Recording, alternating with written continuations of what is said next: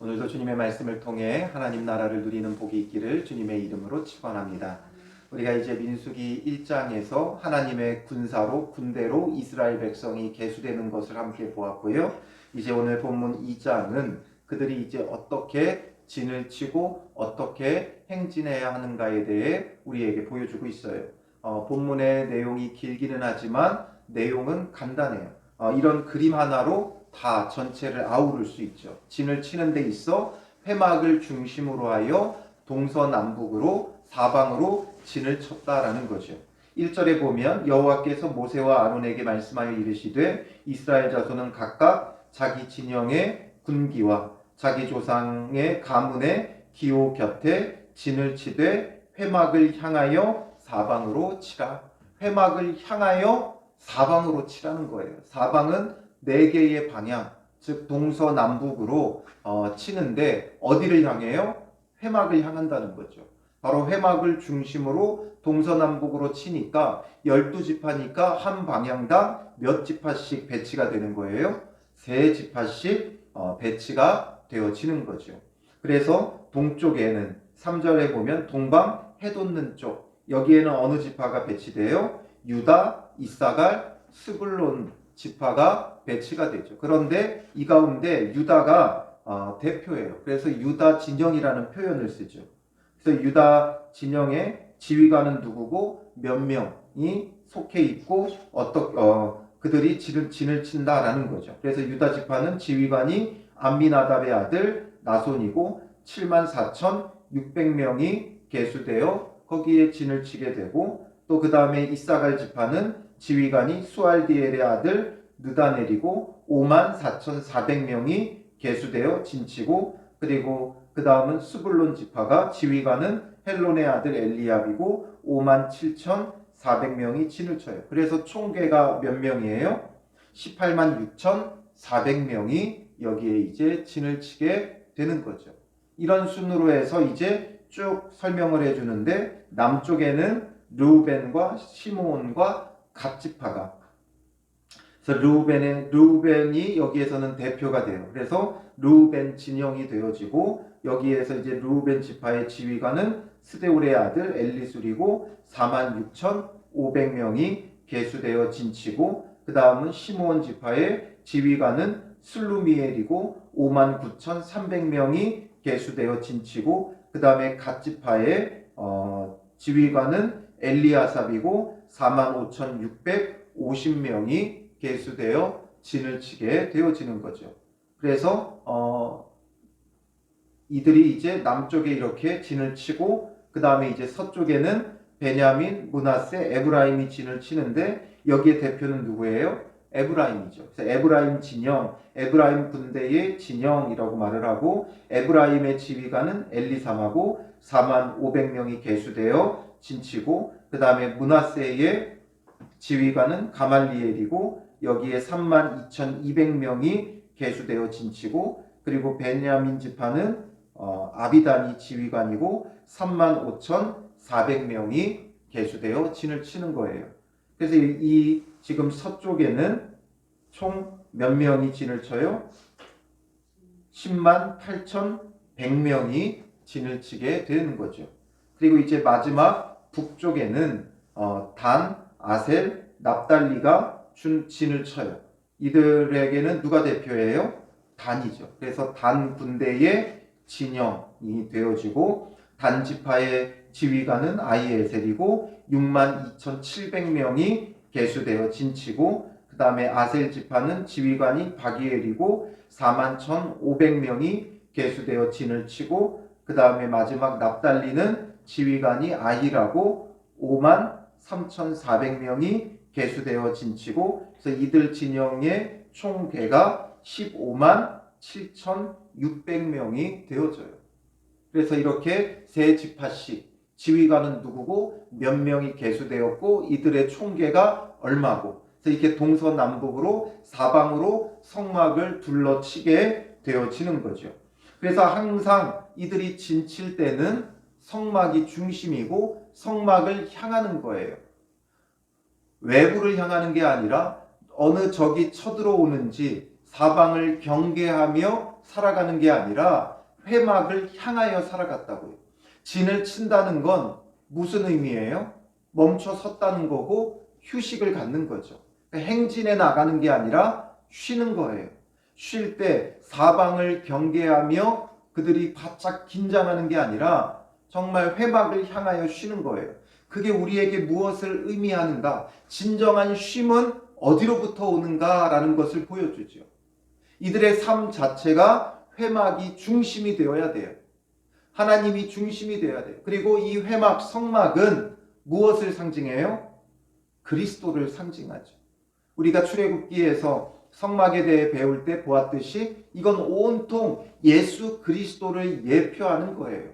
그러므로 예수 그리스도가 이들의 중심이 되어야 되고, 그리고 그 그리스도를 향할 때 진정한 쉼이 주어지는 거예요.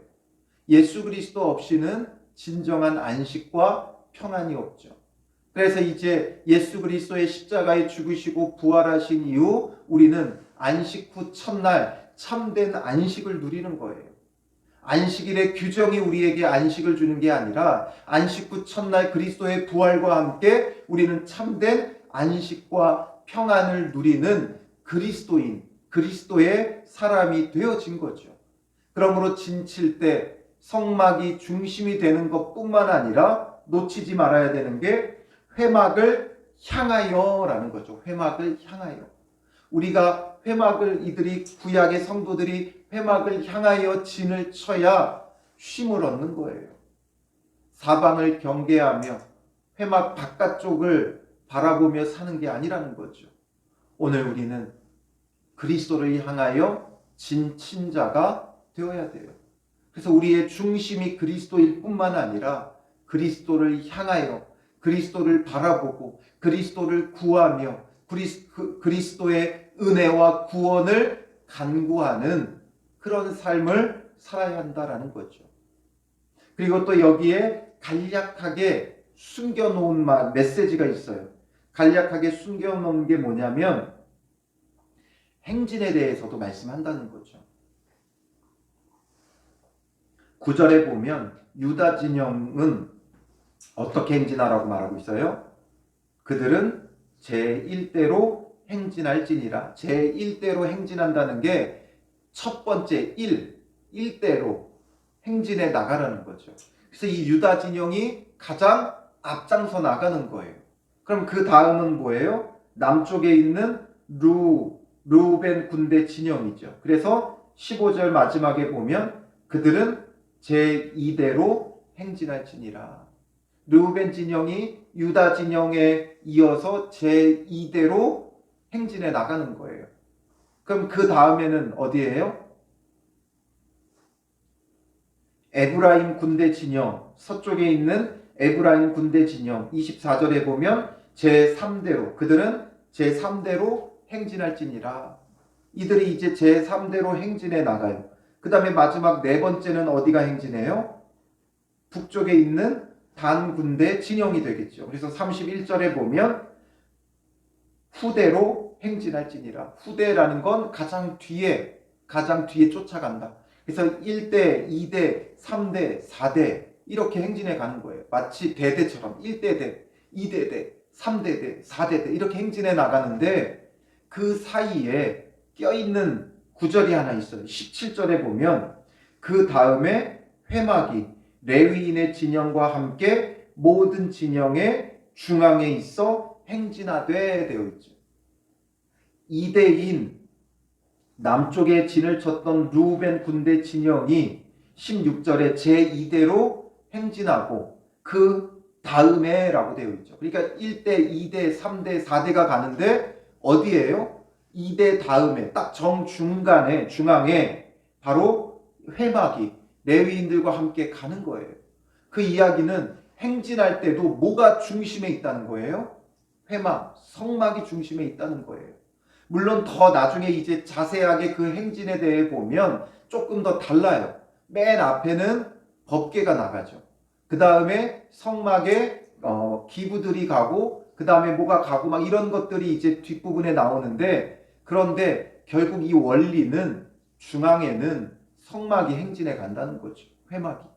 즉 그리스도가 행진할 때도 중심이 되어줘야 된다는 거예요. 바로 그리스도가 중심을 잡는 거예요. 진칠 때도 회막을 향하여 진을 치며 중심에 회막이 있었고, 행진할 때도 2대와 3대 사이에 성막이 행진해 나가며 그 행진의 중심도 회막이 한다라는 거죠. 중심을 잡는 역할이 필요해요. 좌로나 우로나 치우치지 않으려면 중심이 필요해요. 우리나라에 큰 아픔과 상처를 주었던 세월호 사건에도 이 배가 파도에 좌우로 흔들리잖아요. 그러니까 배의 중심을 잡아주는 게 필요하다고요. 그 중심이 없으면 배가 넘어지는 거예요. 그런데 그 세월호의 평행수가, 그 평행을 잡아주는, 수평을 잡아주는 그 수평수가 부족했죠. 그 물이 평소보다 부족했어요. 그래서 배 밑바닥에 물을 채워서 이게 중심 역할을 해주니까 좌로나 우로나 살짝 흔들려도 늘 중심을 잡는 거예요. 이스라엘 백성이 죄 가운데 흔들리고 세상 가운데 흔들리지만 이 성막이 그 중심을 잡아줄 때 그들이 흔들리나 다시 중심을 잡을 수 있는 거예요. 오뚜기를 우리가 알죠. 오뚜기 얼마나 좌우로 재밌게 잘 움직여요. 그러나 결국에는 중심을 잡아요. 흔들리지만 중심을 잡고 서요. 넘어지지 않아요. 왜 그래요? 무게 중심이 있기 때문에 그래요. 오뚜기의 그 가장 밑에는 무게 중심이 있으니까 이 중심으로 인해 흔들리지만 결국에는 서죠. 오늘 우리의 신앙도 마찬가지예요. 예수 그리스도가 구약의 성도들에게는 이 회막이 중심의 역할을 한 거예요. 무게 중심의 역할을 한 거예요. 회막을 향하여 설 때, 회막을 향하여 진칠 때, 쉬며 진을 치는데도 성막을 향하여 이들이 진을 치면 좌로나 우로나 치우치지 않는 거예요. 아무렇지도 않고 견고하다라는 건 아니죠. 여러 가지로 흔들리기는 했지만 결국에는 중심을 잡는 거예요. 그들이 행진에 나아갈 때 회막이 중심을 잡아줄 때 정말 힘있게 전진해 나갈 수 있는 거예요. 오늘 우리의 신앙에도 예수 그리스도가 중심을 잡아줘야 돼요. 예수 그리스도를 향하여 진치는 자, 세상 풍파에 흔들리기도 하지만 그러나 바로 중심을 잡고 주님을 향하여 설 수 있는 거예요. 넘어지지 않는 거예요. 우리가 삶 속에 힘써 나아갈 때도 그리스도가 우리의 중심을 잡아줘야 하나님 나라를 이루어가는 삶이 될 수 있는 거죠. 그러니 진칠 때, 쉴 때든지 행진에 나갈 때, 사명을 감당할 때든지 우리의 중심에는 늘 그리스도가 있어야 돼요. 쉰다고 아무렇게나 쉬는 게 아니에요. 그리스도를 향하여 쉬는 자가 되어야 되는 거죠. 그래서 고린도전서 10장 31절에는 그런즉 너희가 먹든지 마시든지 무엇을 하든지 다 하나님의 영광을 위하여 하라 되어 있죠. 하나님의 영광을 위하여 한다는 건 뭐예요? 바로 그리스도가 중심을 잡아줘야 한다는 거죠. 그런데 우리에게 그리스도가 중심을 잡는다는 것, 당연하죠. 우리도 원하는 바죠. 그런데 굉장히 추상적인 메시지예요. 그리스도가 중심을 잡아야 된다. 그리스도를 향해야 된다. 먹든지 마시든지 다 하나님의 영광을 위하여 해야 한다. 그렇게 해야죠. 그런데 그게 어떤 거냐라는 거예요. 어떤 거냐. 우리가 그리스도를 향하여 있다는 것, 어떤 것이냐. 이제 부활하고 승천하여 육체적으로 우리와 함께하고 계시지 않는데 마냥 그 그리스도를 생각할 것인가? 그것을 상상하며 살아가야 되는가? 그리스도께서 부활하고 승천하셨지만 우리에게 남겨두신 것이 있죠. 그게 바로 주의 말씀이에요. 그러므로 우리는 말씀 중심으로 말씀을 향하여 나아가야 돼요. 지난 주일에 우리가 함께 나눴지만 베드로가 뒤늦게 주님께서 말씀하신 것이 기억나 울죠. 통곡하죠. 말씀이 기억되어야 되는데 말씀이 기억되지 않으니까, 말씀이 중심에 서지 않으니까 결국에는 예수님을 부인하게 되는 거예요. 오늘 우리에게도 그리스도가 중심을 잡는다는 건 그의 말씀이 중심을 잡아야 하는 것이죠. 무엇이 우리의 중심이 되겠어요? 그리스도가. 그런데 그 그리스도가 어떻게 우리의 중심을 잡느냐? 말씀이 잡는 거예요. 먹든지 마시든지 주의 말씀을 늘 상고하고 묵상해야 되는 거예요. 우리가 왜 이렇게 말씀 묵상 이야기를 하느냐? 바로 말씀이 우리 삶의 중심을 잡아야 되는 거죠. 큐티하는 것으로 끝나면 안 돼요. 오늘 주신 이 말씀은 우리에게 생생히 말씀하시는 주님의 음성으로 들어야 돼요. 그냥 목사님의 설교로 들으면 안 돼요. 큐티하는 것으로 보고 덮으면 안 돼요. 오늘 내게 주신 말씀이기에 이 말씀을 중심으로 살아가는 거예요. 우리 교회는, 우리 교회 성도는 이런 교회고 이런 성도들이 되어야 하는 거예요. 말씀 중심으로. 그냥 입술로만 말씀 중심 하는 게 아니라, 설교 많이 듣고 성경 많이 읽고 이걸로 끝나는 게 아니라, 오늘 우리에게 주신 이 말씀을 주야로 묵상하는 자가 되어줘야 되는 거죠. 그래야 예수 그리스도가 정말 우리의 삶의 중심 역할을 하는 거예요. 그러므로 새벽 설교 듣는 것으로 끝나는 게 아니라, 아침에 큐티했다고 덮는 게 아니라, 이 말씀은 계속 하루 종일 읊조려야 돼요. 수시로 펴봐야 돼요. 읽어야 돼요. 어느 한 곳에 큐티책이 머물러 있는 게 아니라 마치 회막을 중심으로 진치고 또 회막을 중심으로 행진해 나가듯이 가지고 다니세요. 펴보세요. 그리고 그게 부피가 어렵고 가지고 다니기가 어려우면 사진을 찍고 그 사진을 보면 돼요. 요즘은 얼마나 스마트폰이 좋아요. 사진을 찍고 수시로 열어보고 내가 메모하고 읽었고 줄치고 이런 것들을 다시 살펴보고, 이게 바로 주야로 묵상하는 거죠. 그리고 이 말씀이 오늘 우리의 중심을 잡을 때 이게 마치 회막을 향하여 진치고 행진에 나갈 때 중심에 회막이 있는 것과 같은 게 되는 거죠. 그러므로 오늘 하루도 이 말씀을 주야로 묵상하고, 진쳤다 동서남북으로 너무나 간단하죠. 그러나 이것이 정말 우리 마음 깊이 깨달아질 때, 이것이 바로 예수 그리스도가 중심된 삶이구나. 정말 예수 그리스도가 중심된 삶이란 무엇인가? 이것을 계속해서 되짚어보고 생각해보고 묵상해보고, 이스라엘 백성은 회막 중심으로 이렇게 진을 쳤는데, 또 이스라엘 백성은 행진할 때 이렇게 중심에 성막이 있었는데, 오늘 나는 그리스도를 중심으로 어떻게 살아야 되는가? 이것을 묵상하며 적용하며, 이게 우리의 삶과 신앙의 중심을 잡아야 한다는 것이죠. 그래서 그리스도가 중심을 잡은 자는 흔들리나 올바로 서는 거예요. 흔들려도 올바로 서는 거예요. 오뚜기처럼 중심을 잡고 서는, 일어나는 믿음의 사람들 되시기를 주님의 이름으로 축원합니다. 기도하겠습니다. 살아계신 아버지 하나님, 오늘 우리가 어떻게 신앙생활을 하며 살아가고 있는지를 말씀을 통해 다시 한번 비춰봅니다.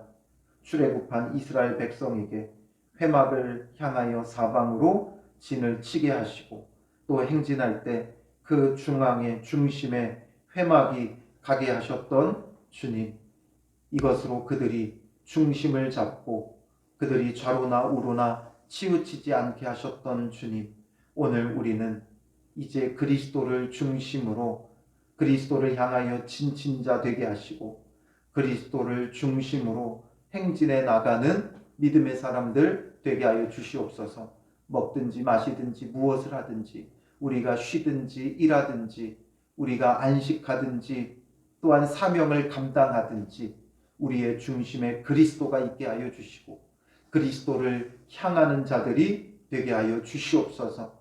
아버지 하나님, 우리가 그리스도를 향한다는 것이 말씀을 향하는 것임을 기억하게 하시고, 매일매일 주시는 묵상의 그 말씀이 오늘 우리를 향하여 생생하게 말씀하시는 주님의 음성임을 깨닫게 하시고, 이 말씀을 주야로 묵상하며 그 말씀을 중심으로 살아가는 성도들이 되게 하여 주시옵소서. 우리가 일하든지 또 쉬든지 주님의 말씀을 늘 상고하며 감당하게 하시고, 그러므로 쉴 때도 말씀을 묵상하고 상고함으로 정말 참된 쉼과 안식을 누리게 하시고, 우리가 맡겨진 일을 감당할 때도 말씀을 기억하며 묵상하며 그 말씀을 감당할 때, 그 일들을 감당해 나아갈 때 주님 안에서 사명을 온전히 완수할 수 있는 하나님 나라를 이루어가고 복음을 전하며 모든 일들을 감당하는 성도들이 될 수 있도록 붙잡아 주실 줄 믿사오며